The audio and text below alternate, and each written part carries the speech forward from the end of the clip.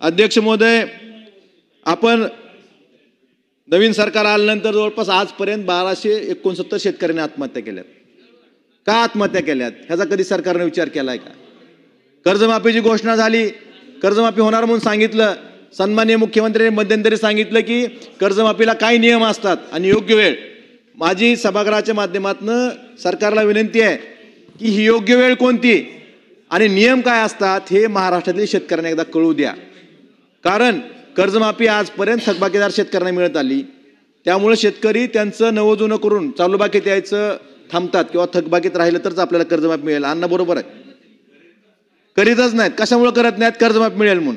मग तुमची योग्य वेळ कधी आहे शेलार साहेब? कधी म्हणजे 29च्या निवडणुकीच्या आधी असं तरी सांगा शेतकऱ्यांना. माझ्या जिल्ह्यातले 60% शेतकरी आम्हाला विचारतात कर्जमाफी होणार आहे का, आम्ही त्यांचं कर्जाचं नूतनीकरण करून घ्यावं का? त्यामुळे ह्या बाबतीत स्पष्टता येणं गरजेचं आहे.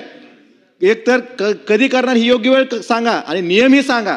नियम आणि योग्य वेळ हे सरकारनं जाहीर करावं, मग शेतकरी त्या पद्धतीनं काम करतील असं मला वाटतं.